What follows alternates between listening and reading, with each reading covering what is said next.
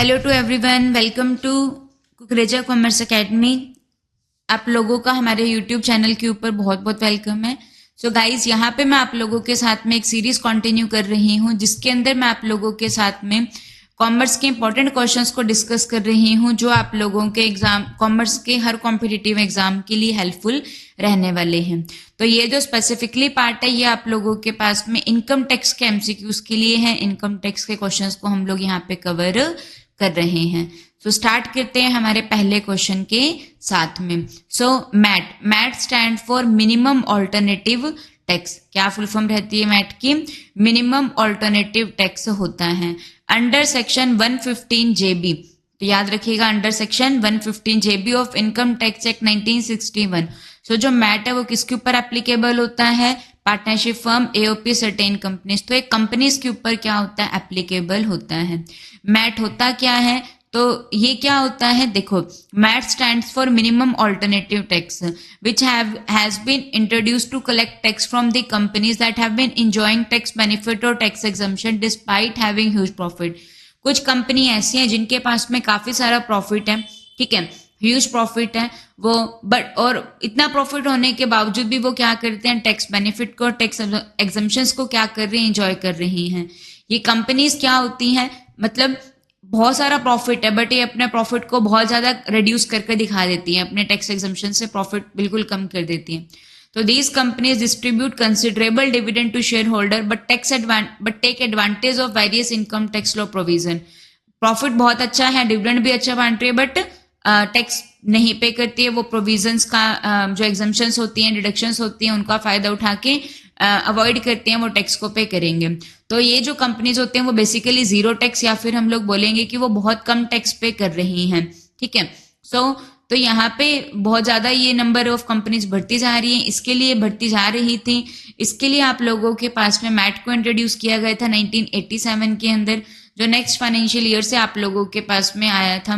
बाद में उसको विड्रॉ कर लिया था, फिर उसके बाद में दोबारा आप लोगों के पास में ये आया है 1997 में। सो मैट जो रहता है ये आप लोगों के पास में क्या है? मिनिमम ऑल्टरनेटिव टैक्स है। ये एप्लीकेबल होता है कंपनीज के ऊपर जो क्या है इंडिया के अंदर आप लोगों के पास में है, ठीक है।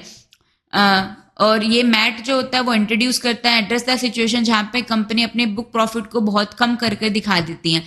पैसा उनके पास बहुत है बट लास्ट में वो कह देती हैं कि हमारे पास प्रॉफिट क्या है? कम है, और वो बिल्कुल भी टैक्स पे नहीं करती हैं क्योंकि वो एग्जम्पशंस का, अलाउंसेस का, डिडक्शंस का फायदा उठा लेती हैं। तो इसीलिए मैट मतलब कि इन कंपनीज के ऊपर एक मिनिमम ऑल्टरनेट टैक्स, भाई इनको इतना टैक्स पे करना ही करना पड़ेगा, वो फिक्स कर दिया गया है। क्लियर हो गया? मैट जो है ये आप लोगों के पास में किसके अंडर कवर होता है? सेक्शन 115 जेबी में कवर होता है, ठीक है। सो जो मैट है उसको कंप्यूट किया गया है, अभी जो रेट चल रही है उसकी 15% है, और उसके अंदर फिर आप लोगों के पास में सरचार्ज हो गया और सेस हो गया, उसको भी ऐड कर दिया जाता है, ठीक है जी। तो ये आप जरूर याद रखिएगा। इसका ऑब्जेक्ट क्या है मैट को लगाने का? ताकि इंश्योर करे कि वो मिनिमम टैक्स लाइबिलिटी उनके पास रह ही रहे, यू ना हो कि एग्जम्पशन करके और डिडक्शन करके वो जो टैक्स है उनका नील बन जाए। तो मिनिमम टैक्स रहे, इक्विटी एंड फेयरनेस प्रमोट हो, ट्रांसपेरेंसी एंड अकाउंटेबिलिटी बढ़े, और प्रॉफिटेबल कंपनीज ज्यादा कंट्रीब्यूट करें, ठीक है जी। क्योंकि अगर वो टैक्स पे करेंगी तो गवर्नमेंट के पास में इनकम आएगी, फिर गवर्नमेंट के पास में रेवेन्यू आएगा तो गवर्नमेंट उसको स्पेंडिंग के ऊपर खर्च करेगी, ठीक है। तो ये आ जाएगा। Move to the next question. For the assessment year 2011-12 deduction, ये आज भी ऐसी ही है, डिडक्शन अंडर सेक्शन 80G। याद रखिएगा, हम लोगों के पास में इनकम टैक्स एक्ट 1961 में 80C to 80U के अंदर किस चीज को कवर किया जाता है? डिडक्शंस को कवर किया जाता है। तो जो 80G की डिडक्शन है वो अवेलेबल होती है without any limit but at the rate of 50%। तो ये जो डिडक्शन है इसको 4 तरीके से क्लासीफाई किया गया है आप लोगों के पास में, ठीक है। तो ये देखिए, सेक्शन 80G जो है वो क्या बताता है कि टैक्स डिडक्शन मिलेगी, ठीक है। तो जितना भी डोनेशन दिया है तो फुल 100% जो भी डोनेशन दिया है, कोई भी मैक्सिमम लिमिट नहीं है, ठीक है, कोई भी मैक्सिमम लिमिट नहीं है। तो सारा का सारा जो 100% डिडक्शन होगी, जो भी डोनेट किया अमाउंट, उस पूरे के पूरे अमाउंट की क्या मिल जाएगी? डिडक्शन मिल जाएगी। क्लियर हो गया। बट कुछ केस ऐसे होंगे जहां पर लिमिट कोई नहीं है, जैसे कि 1 करोड़ रुपए खर्च किए तो उसकी फिर 50 लाख की डोनेशन मिल जाएगी, 50% की डोनेशन मिल जाएगी। यहाँ पे कोई मैक्सिमम लिमिट नहीं है। तो ये दो तो ये हो गई कि जहां पे कोई मैक्सिमम लिमिट नहीं है, ठीक है, और पूरे की डिडक्शन मिल रही है या फिर 50% की मिल रही है। फिर एक मैक्सिमम लिमिट निकाली जाती है, उसके तहत, ठीक है, ये आप लोगों के पास में मैक्सिमम लिमिट कितनी हो जाएगी, 10% of adjusted total income, 10% of adjusted gross total income. तो वो जो एक लिमिट है उसके अंडर या तो जो भी जितने भी डोनेशन की गई है उसके 100% डिडक्शन मिल जाएगी या फिर उसकी 50% डिडक्शन मिल जाएगी। क्लियर हो जाएगा। तो कुछ डोनेशंस ऐसी है जहां पे 100% डिडक्शन मिलेगी, कोई क्वालिफाइंग लिमिट नहीं है। तो जैसे कि नेशनल डिफेंस फंड हो गया, prime minister national relief fund, national जहां पे भी नेशनल, प्राइम मिनिस्टर, इस तरीके के वर्ड है, वो 100% डिडक्शन में आएंगे, ठीक है।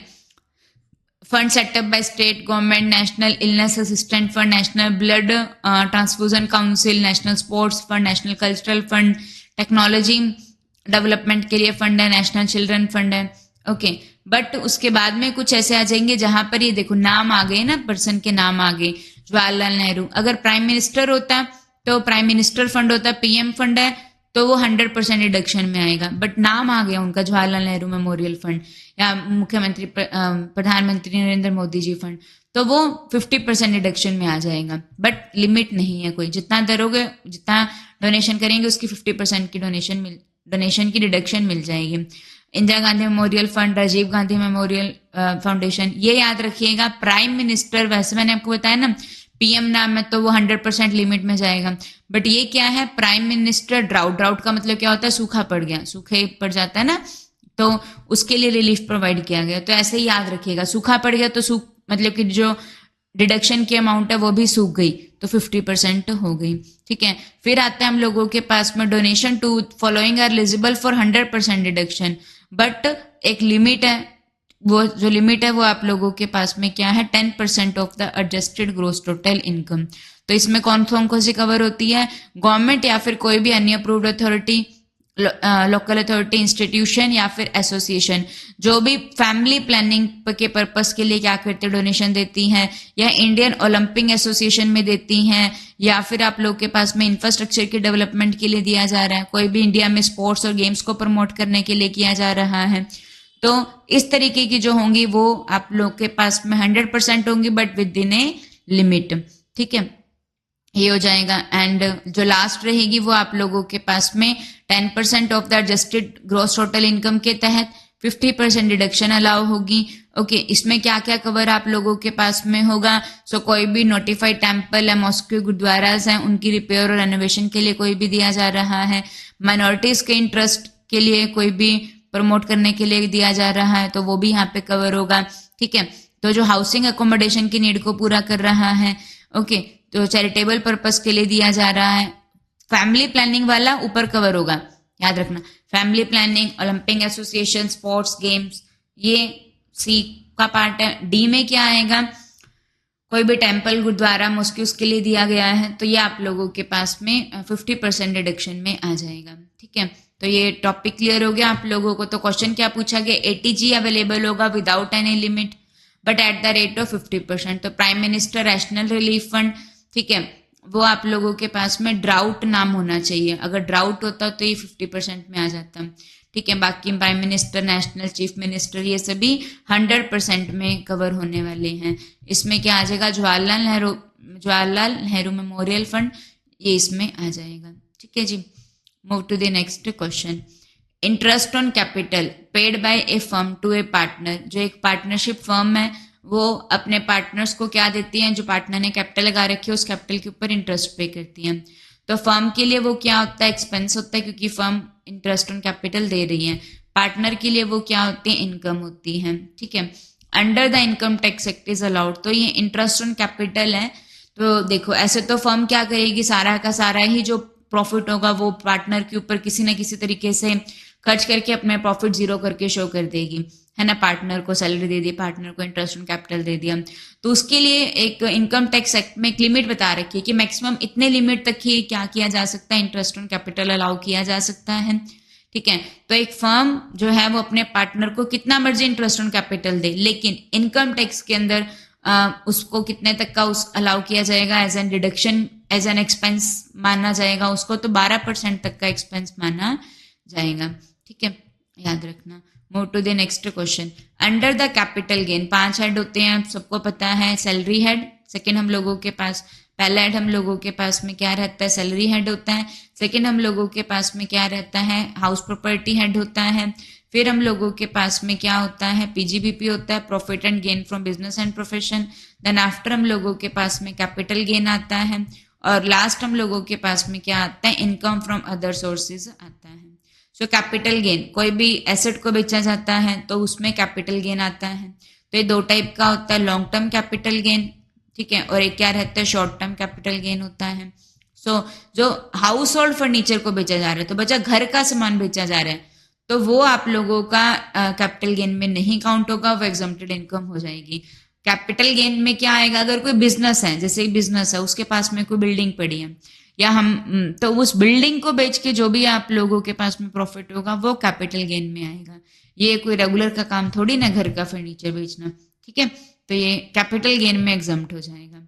Next question, under section 80E, अभी हमने इसको इस वीडियो के अंदर एक 80G को कवर कर लिया, डोनेशंस को, और एक आप लोगों के पास में क्या है, 80E सेक्शन है of Income Tax Act 1961, reduction in respect of payment of interest on loan taken for higher education shall be allowed up to। तो देखिए यहाँ पे क्या है, अगर हायर एजुकेशन के लिए क्या लिया जाता है, लोन लिया जाता है, तो उसके ऊपर क्या पे करना होता है, हम लोग ने लोन लिया तो हम उसके ऊपर इंटरेस्ट भी पे करेंगे।